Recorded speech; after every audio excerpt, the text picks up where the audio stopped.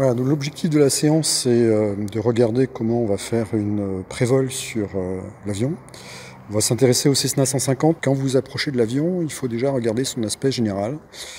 Par exemple, est-ce que les ailes sont bien horizontales? Si ça penche d'un côté, on peut penser à un pneu qui est éventuellement dégonflé.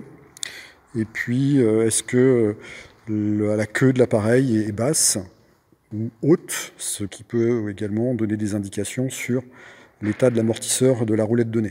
Donc toujours avoir cette vue un petit peu générale avant de passer à la prévol détaillée.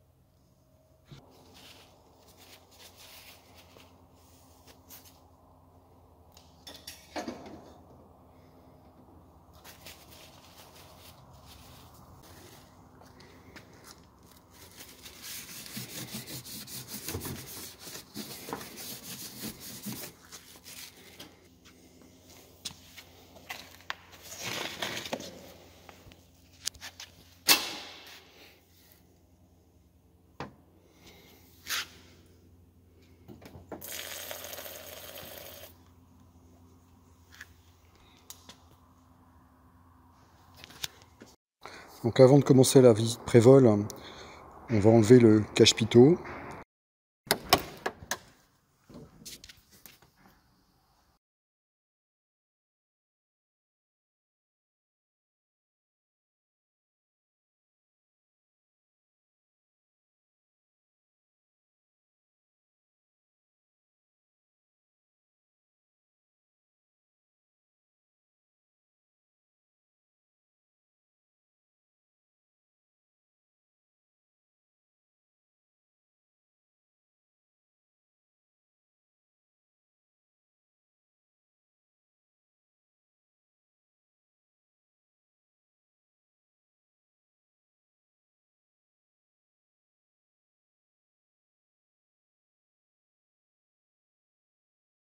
Et puis on va contrôler que les clés magnéto sont bien sur la position off.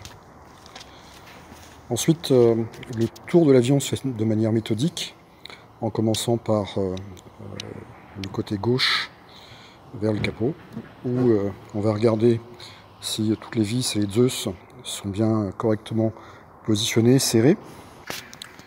Ensuite, on passe sa main sur les bords d'attaque de chaque pale pour s'assurer qu'il n'y a pas de dommages sur la pale pouvant amorcer une crique. Donc sur chacune des pales. On met également ses mains sur le cylindre, sur l'un des cylindres pour vérifier la température du moteur, pour savoir si on va faire un démarrage moteur chaud, moteur froid.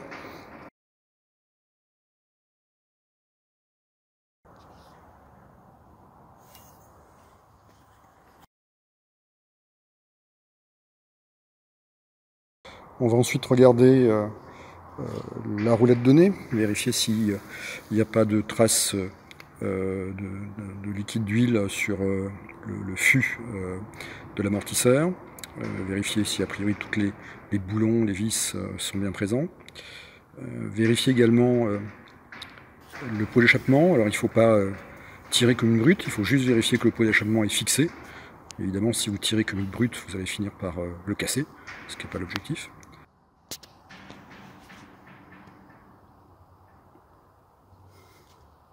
On vérifie ensuite que le filtre à air est bien dégagé.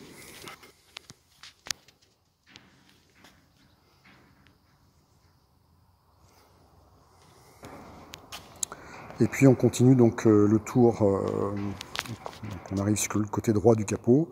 Même chose, vérification des vis, des Zeus. La trappe à huile, eh bien on l'a ouverte tout à l'heure pour faire la pointe d'huile, pour faire également la purge essence. On vérifie l'intérieur que le capot de la batterie est bien propre, qu'il n'y a pas de traces d'huile, de gouttes d'huile sur le capot. Et cette trappe d'huile doit être fermée avec les Zeus qui doivent être bien à l'horizontale, les petites ailettes des Zeus bien à l'horizontale, pour vérifier que cette trappe d'huile restera fixée durant le vol. Ensuite, on va pouvoir jeter un coup d'œil sur le bord d'attaque, notamment est-ce qu'il n'y a pas d'obstruction sur l'arrivée d'air de l'aérateur. On passe en revue toute l'aile, vérifier que qu'il n'y a pas de trou, qu'il n'y a pas d'absence de rivet. On arrive au saumon.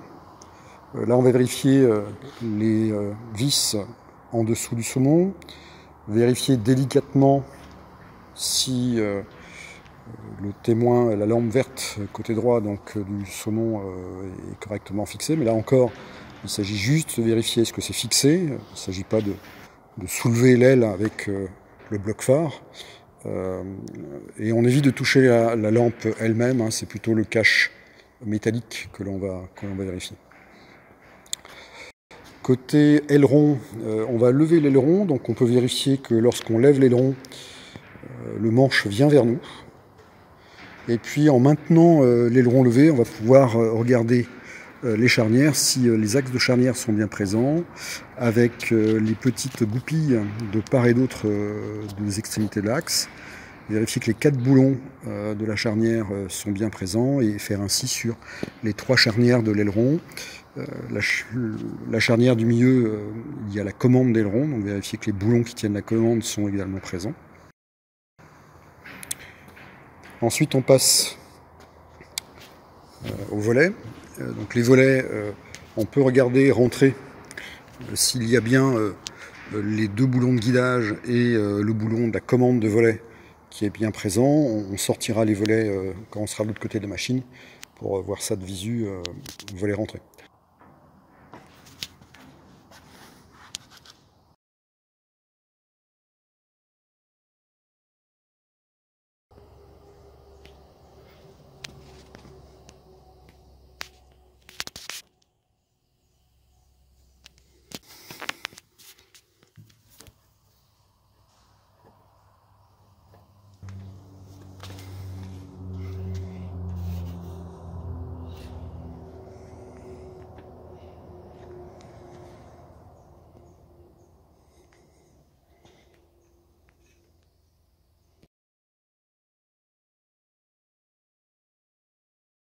Lorsqu'on est à l'arrière de la machine, c'est là que l'on voit correctement les bouchons de réservoir d'essence. Les ailettes des bouchons doivent être dans l'axe de l'avion. Si ce n'est pas le cas, eh bien, il faut aller remettre ça correctement. Les antennes radio, les 3 antennes blanches, il n'y a rien à y faire particulièrement. De toute façon, l'accès est un peu compliqué, donc on ne touche pas.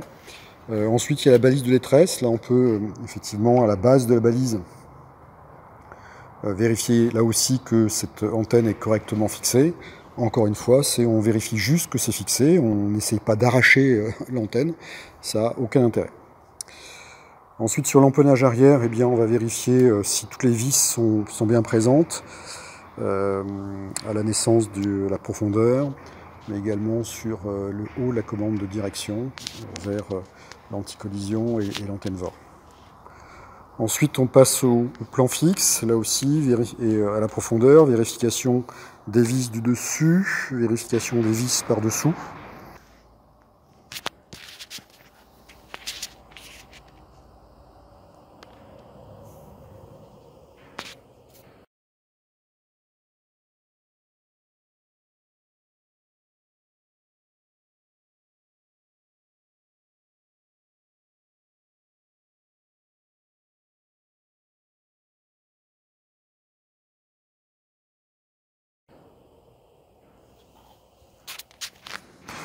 Vérification également au niveau de la profondeur, de l'axe de la profondeur, que le boulon et la goupille qui tiennent la charnière de la profondeur sont bien présents.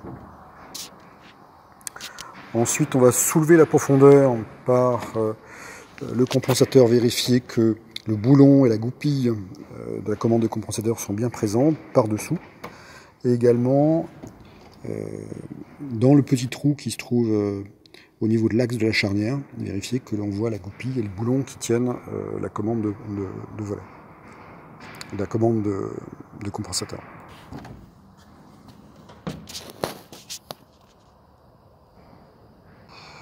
Ensuite, on regarde également que les attaches des câbles de la gouverne de profondeur sont bien présents, avec un boulon goupille sur l'attache du haut. Et on soulève de nouveau la profondeur pour voir le boulon goupille sur le câble d'attache du bas. On regarde également sur la gouverne de direction que l'attache de câble est correcte et notamment que l'on voit bien le fil torsadé qui bloque le réglage du câble de la gouverne de direction. Au niveau de la gouverne de direction elle-même, on peut vérifier que dans sa charnière, il y a 3 charnières avec 3 boulons, également que ce soit présent.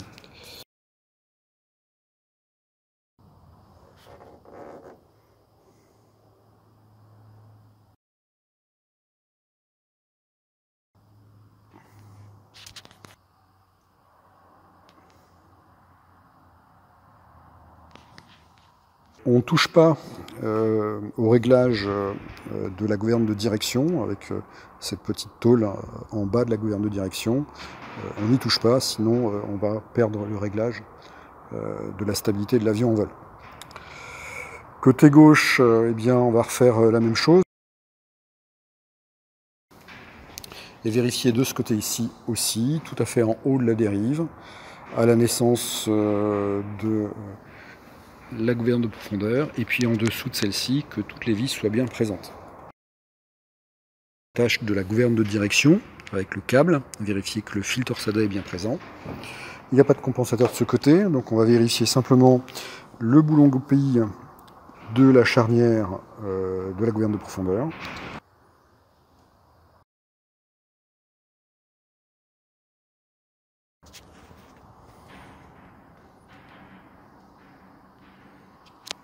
Les vis en haut et en bas.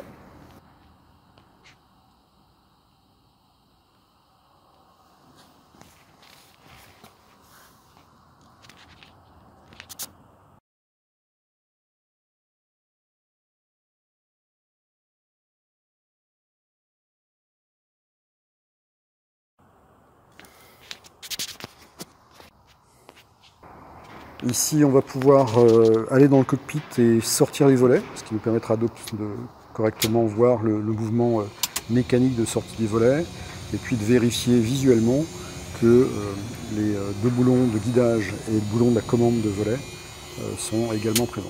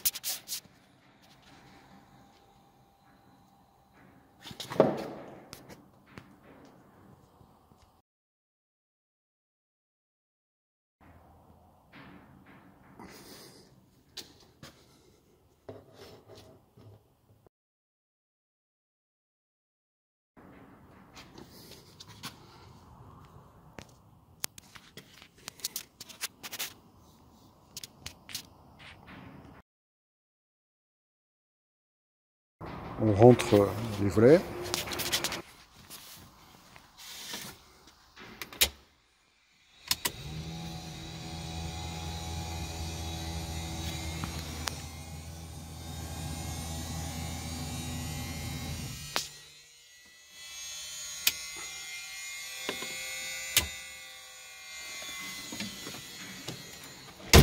Sur l'aileron gauche, eh bien, on procède à la même vérification que tout à l'heure.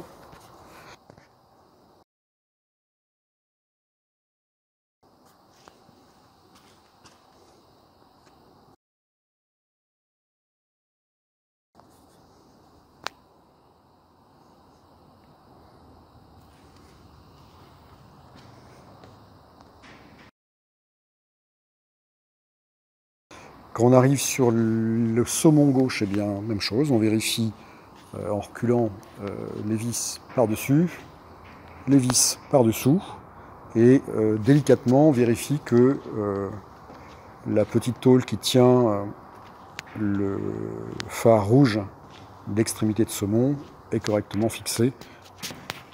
Enfin, sur cette aile, donc, on va vérifier les trois dispositifs particuliers. D'une part, que la mise à l'air libre des réservoirs est bien dégagée, qu'elle n'est pas obstruée. On va aspirer dans l'orifice de l'avertisseur de décrochage. Et puis, enfin, la statique pitot, où on va regarder donc que le trou de face, donc le pitot, est bien dégagé et que la statique sur le côté est également bien dégagée. Voilà. Et puis là, on peut terminer enfin en regardant que l'arrivée d'air sur l'aérateur gauche de la machine est correcte. Voler, c'est également faire en sorte que les fenêtres, le pare-brise soit propre, pour éviter des effets d'éblouissement ou de mauvaise visibilité. Donc, regardez à ce moment-là si les pare-brises sont propres. Si ce n'est pas le cas, prenez un chiffon microfibre, prenez un spray pour nettoyage de vitres, et c'est avec les chiffons microfibres propres et le spray vitre que vous allez laver les vitres. Il faut bien essuyer après, hein, parce que si on n'essuie pas, ça fait plus de pire que de bien.